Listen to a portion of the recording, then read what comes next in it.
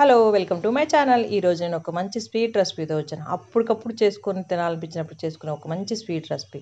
ఒక కప్పు శనగపిండి, ఒక కప్పు రవ్వ వేసి ఒక బౌల్లో దాంట్లో కొంచెం నెయ్యి వేసి నెయ్యి అంతా ఆ శనగపిండికి రవ్వకు పట్టేలా మంచిగా కలుపుకోవాలి.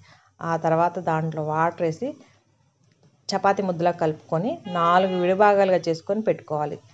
చపాతీ ఒత్తినట్టు చపాతీ రాయిపై ఒత్తేసుకొని మంచిగా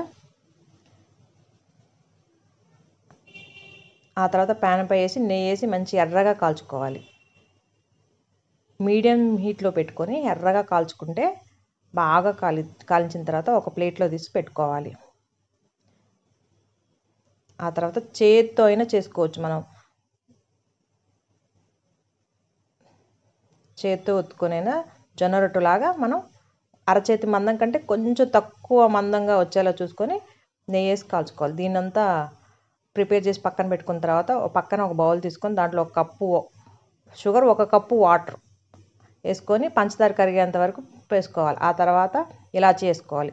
తర్వాత ఈ మిక్సీ పట్టుకున్న ఈ మిశ్రమాన్ని అంతా మీడియం హీట్ ఉన్నప్పుడు వేసి కలిపేసుకొని ఒక 10 మినిట్స్ మూత పెట్టేసుకోవాలి.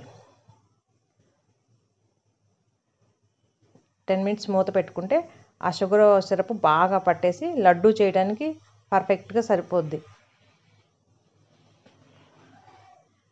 లడ్డూలు చుట్టుకొని దానిపైన జీడిపప్పు వేసుకొని గార్నిష్ చేసుకోవాలి.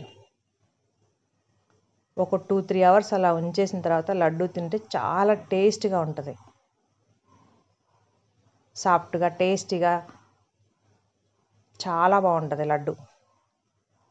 అప్పటికప్పుడు చేసుకొని తినాలంటే ఈ లడ్డు పర్ఫెక్ట్గా ఉంటుంది. లైక్ చేయండి.